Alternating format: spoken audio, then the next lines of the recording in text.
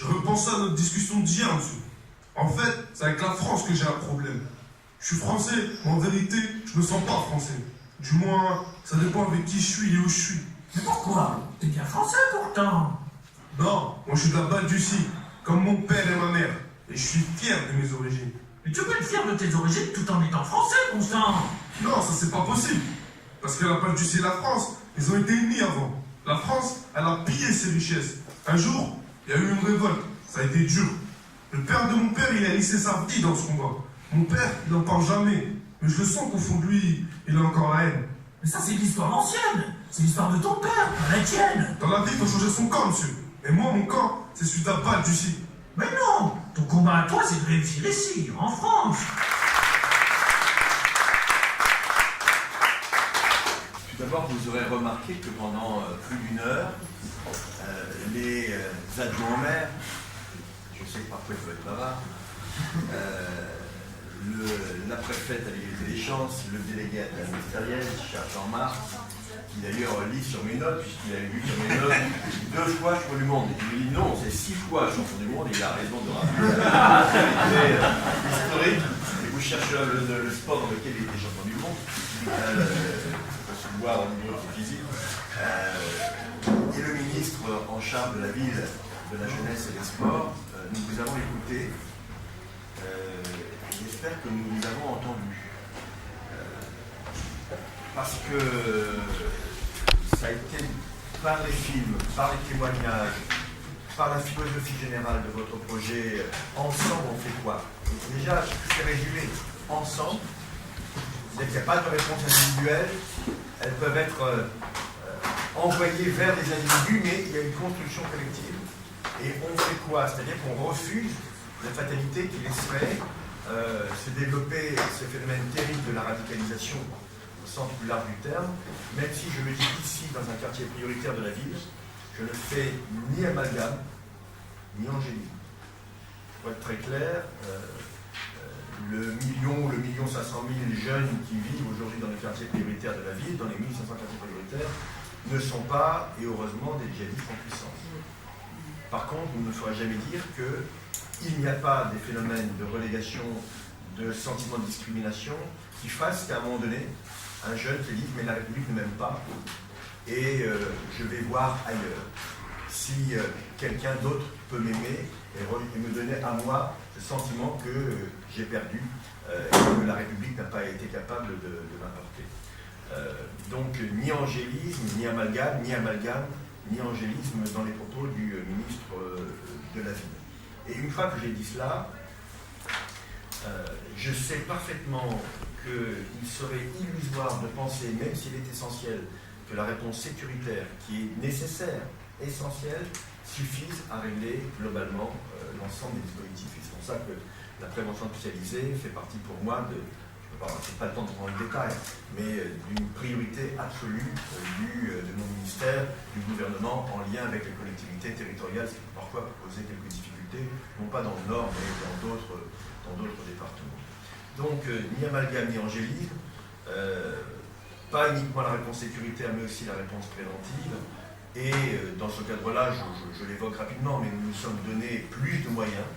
Et le Premier ministre a accepté des propositions, dans le cadre notamment de ce qu'on appelle le FIPD, le Fonds interministériel de prévention de la délinquance, qui était doté historiquement de 70 millions d'euros pour 2016, qui va être augmenté de 10 millions d'euros, et 20 millions d'euros, dans les 80 millions d'euros, seront consacrés à la prévention de la radicalisation. Je le dis ici à l'adjoint au maire en charge de ces questions à la mairie de Lille. Il y aura dans chaque contrat de ville, et j'espère y parvenir avant décembre 2016, une annexe prévention de la radicalisation. Les contrats de ville, historiquement, comportaient une dimension sociale, une dimension économique, une dimension rénovation urbaine. Il y a aujourd'hui un nouveau défi qui doit être intégré par les contrats de ville avec cette annexe prévention de la radicalisation. Et on est au cœur totalement du sujet. Alors, quelques mots complémentaires. Seulement pour vous féliciter, parce que vous abordez avec finesse, tact et détermination un sujet que nous avons mis sous le tapis depuis des années.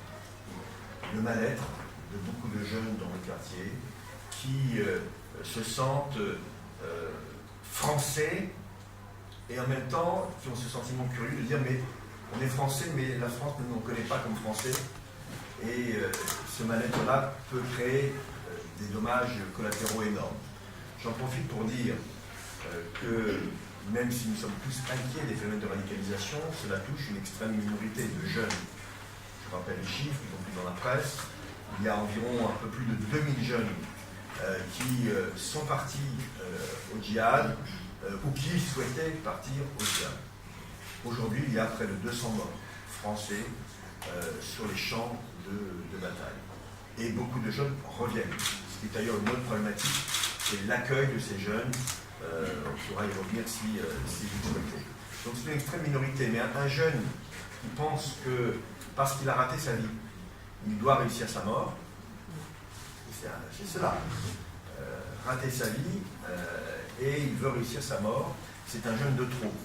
Et nous avons une responsabilité collective, mais pas que l'État, pas que les collectivités territoriales, pas que les associations, il y a aussi les habitants eux-mêmes. Et moi, je le dis devant Madani, qui connaît mon sentiment à son égard et à l'action qu'il mène ici au centre social projet du Faubourg de Béthune, la démarche qui est engagée depuis des années dans son centre social, il consiste à mettre toujours dans la boucle les habitants eux-mêmes, est un élément majeur de la réussite de la politique de la ville, que nous confirmons avec les conseils citoyens, par exemple dans la nouvelle politique de la ville, votée en 2014, à l'initiative du ministre de l'époque, mon prédécesseur, que je salue, François Lévy. Donc, il y a une mobilisation générale. Et ça ne marchera que comme cela, c'est-à-dire du haut vers le bas, du bas vers le haut. Et nous, notre travail, je le dis à la préfète de l'égalité des chances, le délégué interministériel le sait mieux que quiconque, notre travail, c'est de vous donner les moyens de mettre en musique ces actions, ces initiatives, de vérifier aussi la pertinence politique au versant du terme, c'est la gestion de la cité. Et c'est le cas ici, manifestement, et en même temps, de modéliser ces expériences sur l'ensemble du territoire national. On a un devoir de modélisation aujourd'hui qui est essentiel, parce que s'il y a des prédateurs dans notre pays, il y a des prédateurs. Et la réponse là n'est pas préventive, elle est sécuritaire. Les prédateurs doivent être punis, chassés, punis, exfiltrés du pays, expulsés du pays. Ça, c'est le travail, j'en dis, de mon collègue Bernard Cazeneuve.